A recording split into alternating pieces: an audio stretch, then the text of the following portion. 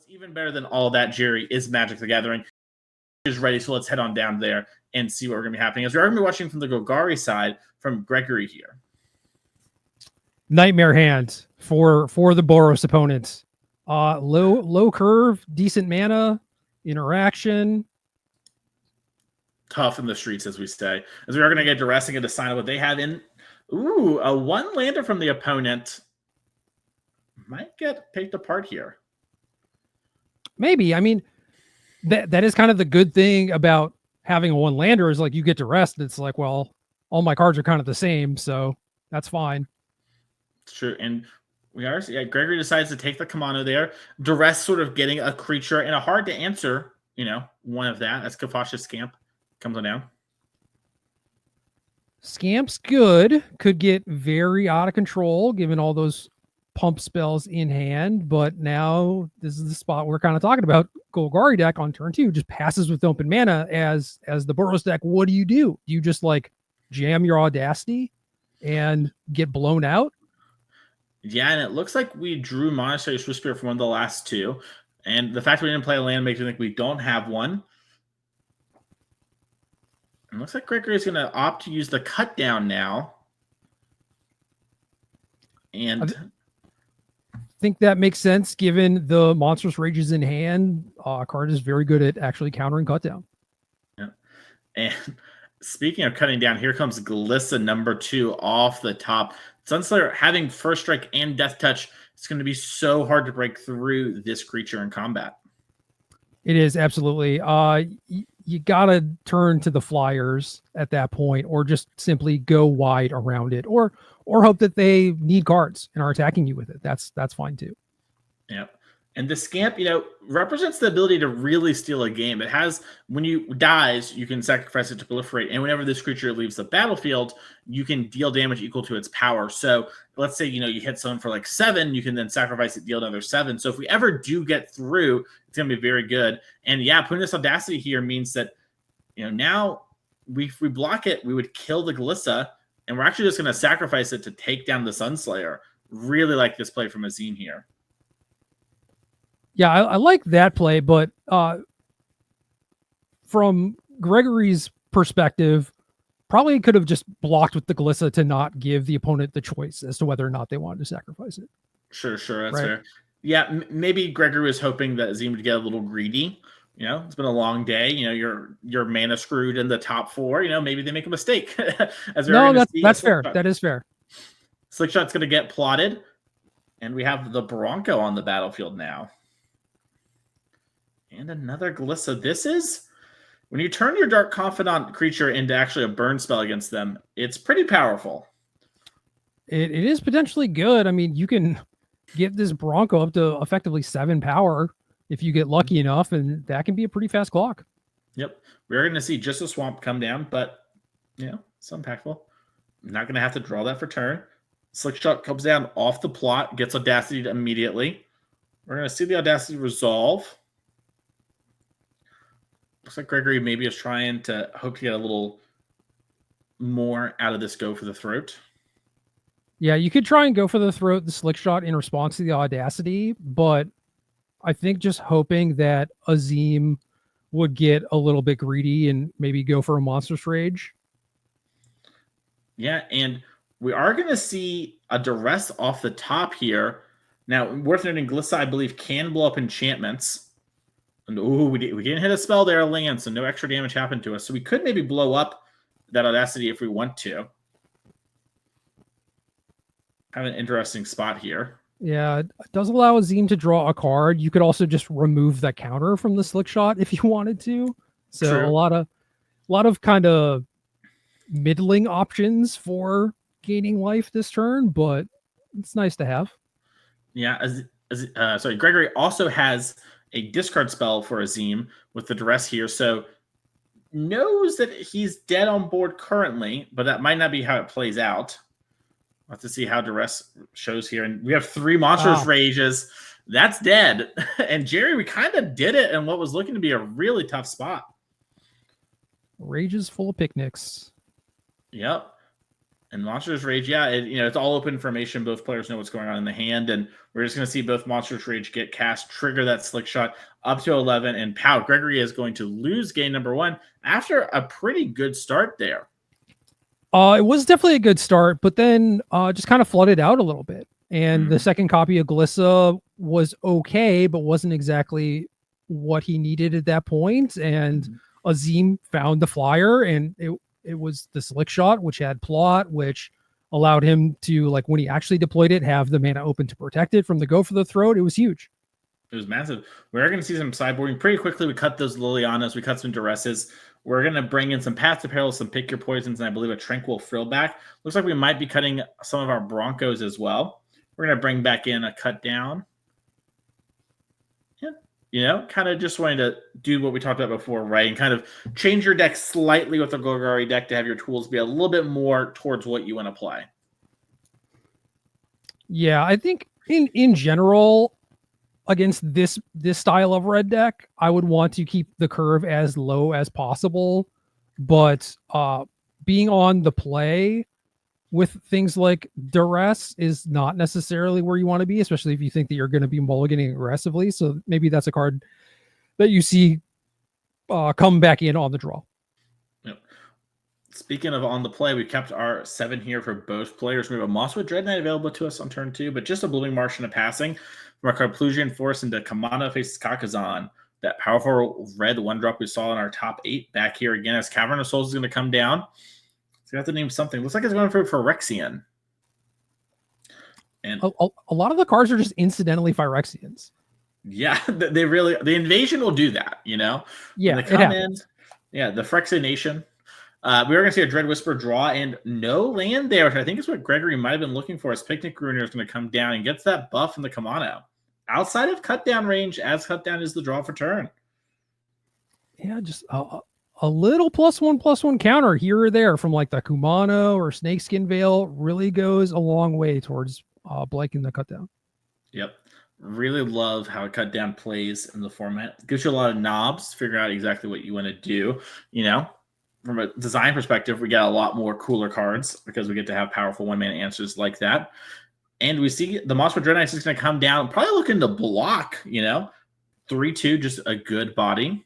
Yeah, I would love to just block, soak up any amount of damage, get my opponent to commit some sort of pump spell.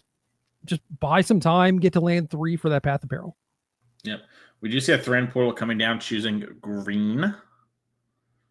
And it looks like Azeem is doing a little math, figuring out what we're going to do here. Is we are going to see Slickshot show off Giant Growth, and that's going to give the Picnic Ruiner double strike, I believe.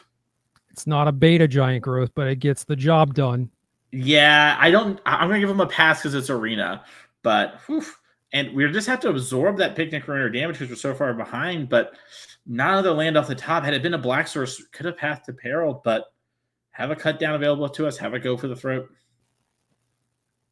But only 1 colored mana still, too. I mean, you have 2 cut downs, can only cast 1 because of the Cavern of Souls, so this is not great. If there's anything to pump up that Picnic Ruiner, double strike, lights out.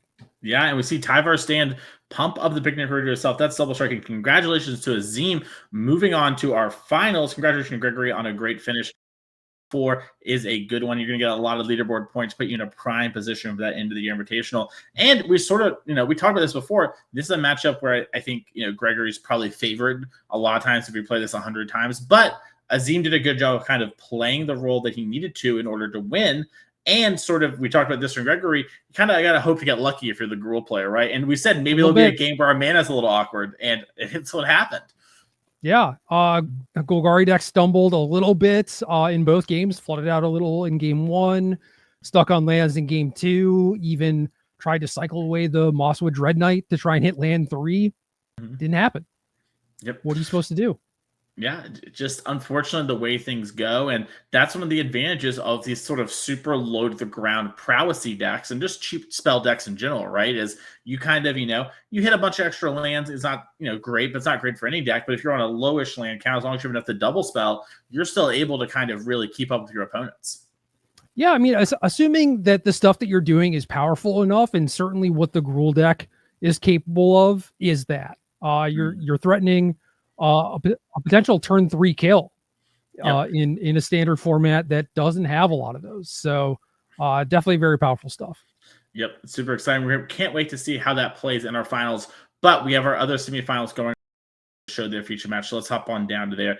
We have Dylan on the top playing her Gurk deck versus Sasha, once again playing blue-white control. We saw both of these players in our top 8 matches. They're now paired against each other. And it looks like Dylan won game number 1.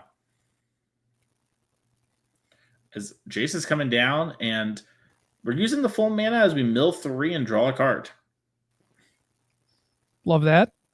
I mean, we saw Dylan get pretty close to decking herself earlier, and that was against Demir. So I imagine that is probably where this game is headed as well. Mm-hmm. We're going to see Rhino loot. Looks like Dylan's probably had a little bit of mana issues this game. Now, the blue-white control deck does play Field of Ruin, which typically just blows up all the lands from these 5-color decks. So that might be part of why you're seeing Dylan here stuck on 3 lands. Yeah, and Dylan does have a basic in her deck list, a basic forest, but not on the battlefield. So either it got milled or discarded, and then the Field of Ruin stuff happens, or it was just a natural, I didn't draw land 4 in my 29 land deck. Yep. We are going to see Slogurk get put on the stack. Sasha's figuring out if she wants to use a 3 steps ahead on that. Decides that she thinks she can handle the Gurk.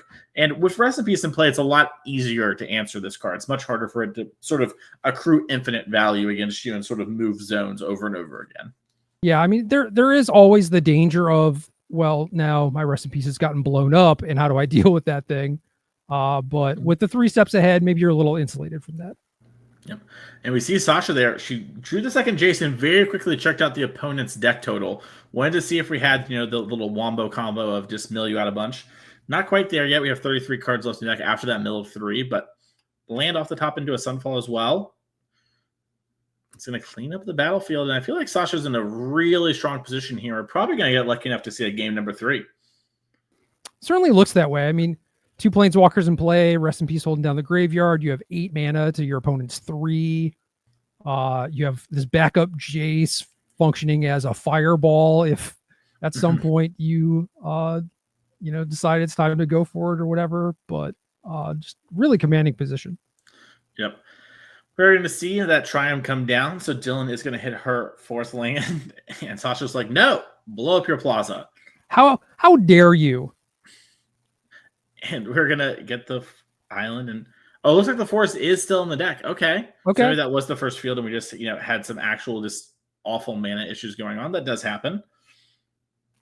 Yeah, I mean, it also could have been a situation where you see the Otawara on the battlefield. It's possible that the only other lands that Dylan drew were other Otawaras. Yeah, we were singing the high praises of playing 29 lands, but, these lands are not completely free. They are sometimes a bit of a liability when you draw multiples, and they have to be actual lands. So Slogurk does come down. We are going to see a Memory Deluge after, and that other, I think we just have the Milieu outline available to us now. Yeah, if the second Jace didn't do it, I would imagine the third one would. Yeah. So I think our first Jace is on 2 loyalty, so... yeah, with them at 30 cards in deck, the 2 Jaces in hand will just win. I don't think there's anything like Spell Pierce. Or I guess that is a white Triumph, not a blue one. So we are going to just hard cast the Jace. And it looks like we're just going to minus X for the full amount. I've never gotten to do this, Mason. Oh, you've never done the double Jace? No. It's very fun. I played Slogurk at a local RCQ and actually won in turns against Domain one round by double Jacing, but I had to Otawara my own Jace, which was very cool. I minused it down to 1, Otawared it, and then played it again, and then milled them out. Whatever it takes. Yeah, whatever it takes. Yep, 12 cards next. Just double checking before. Yeah, and honestly, Sasha gets a lot of information. You can see how we sideboarded here from Dylan. True, although I imagine a lot of it is take out a lot of the creature removal. You saw go for the throat still there because the blue-white control deck does have a few things lying around that you might want to kill, like Tashana's Tidebinder or whatever, but yeah. And we're gonna see Sasha take a second and double check that exile zone. Honestly, it's a 5-head play if Dylan plans to change up play draw sideboarding. It's like, oh no, my whole sideboard plan. Please do not look and make decisions. You should definitely, not worry about kill spells. Yep, I love doing that. Mm-hmm. Yep, we're gonna see Sasha just take a second, double check. Obviously, doesn't know everything. There's, I think, 4 or 5 cards in hand that are hidden information, but we're gonna go back to our sideboard here and see if there's anything going to change up for game number 3. And Jared, do you think anything too big is going to change here? It looks like we are going to grab a No More Lies real quick. So now, this is with Sasha going to be on the draw, and the Legends deck is full of a bunch of 3-drops, but there is also stuff like Cavern of Souls, right? Mm-hmm. It's interesting. I got a lot of respect for Sasha. Some players, when you have a card in your sideboard that's good in the matchup, it's like, well, I gotta get them all in. And she's like, well, I want some rest in pieces, but it's not like it's game ending enough in this matchup, so I'm gonna leave one on my board. Sounds, like seriously is the thing that I see lots of players are just like, well, obviously I have my rest in pieces. If I want 2, wouldn't I want 3? And Sasha's saying like, I don't think I actually do with my current configuration. No, you don't necessarily want to flood on them. Like, you want to draw exactly 1 copy. That's about it. And Sasha also has the information of looking at how her opponent sideboarded, right? So anticipating maybe like some rest in pieces and like shaving a slow Gurk or like some additional graveyard stuff. I could totally see that as being part of the scenario too. But like, the third one is mostly for Teamer, I would imagine. Yep, I have to agree. Or the Rare Crime stack. Remember that one? Like reenact? Reenact the crime, yeah. I do remember that was a fast week. Yeah, life comes at you fast. Sad. Anyways, our game number 3 is not sad, as we have a handful of action, but not quite the lands we need to cast them here. It's close though. It's so close. But anytime you're looking at a 2-lander, even on the draw, where you have at least like 2 4-drops, but like Jace is kind of a 4-drop. Yeah, and we have a pretty nice little mold of 6 here. Could easily just have like a little 3/3 split ski called a day. I could see that. I could also see maybe just shipping the Jace, but like the Deduce is going to find you more lands. Yeah, I think the Deduce is going to find your lands. I think Jace is actually kind of nice against the fair games of this, where the Gurk deck tries to like stick one little thing and try to hit you a little. Just plussing up and endowing that could be really nice. As we are going to see the Rona come down turn number 2. That is the best draw for Dylan in her deck, as we are going to see her loot. Powerful card. Just fixes your hand early. Sometimes these 5-color decks like need that desperately. Just to get out of their mana troubles or loot away additional legends, and then is just a big threat late. It really is. And we see Sasha with alarm bells going off there. She's like, wait, you discard Relic of Legends? You always want the first one of that, as the Gurk deck. So see her taking a think there. Yeah, could indicate that there's a second one hiding out, maybe a third. I don't know. Yeah. Did some RC coverage with Arya, and she was talking about how, talking to Jason about this deck, it was, saying how like the first relic is unbelievably good. Do anything for it. And the second relic, you can't wait to loot it away. And so, it's just one of those things where, clearly Sasha was aware of that because she kept highlighting it. And it gets rewarded here for not tapping out for the Jason 3 steps ahead on this Relic of Legends. And Boseiju was the discard there from Dylan. Yeah, discard Boseiju and notably didn't play a land either. Mm-hmm. Yeah, it makes me wonder if maybe we have a lot of sideboard cards in hand, or clearly we have something that's better than a land drop here.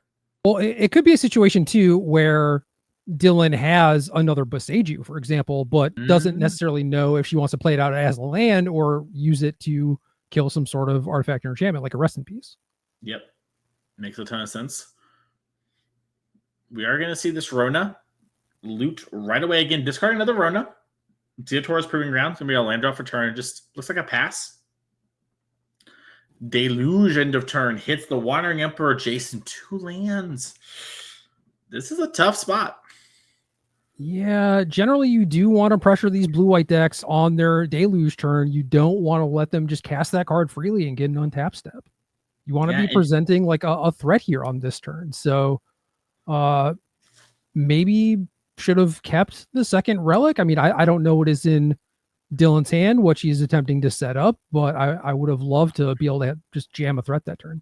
Yeah, I almost wonder if, she was trying to set up a specific sequence and it just didn't work out that way. Regardless, Sasha is going to lower the shields for a second and play this Wandering Emperor and exile that Rona, and Dylan has nothing to respond, not even an Odawara to save it. As the third Relic of Legends comes down, our mana issues might be gone. Here comes Duress as well. Yeah, so it looks like Dylan was definitely saving up for something, because either she had the Duress or the Relic last turn, possibly both, right? And could have was just waiting for a period where she could maybe force through the Relic with Duress, like valuing it that highly. I think that might be what happened. That's why we maybe saw things like Boseiju go away, is because we didn't think we needed them, and we specifically were trying to find black mana. However, Sasha's going to start playing like a tap-out control deck as we slam this Jace the Perfected Mind, and we are going to mill Dylan for 3 cards and make another land drop from ourselves here. Yep, the counter spells are all gone, so why not?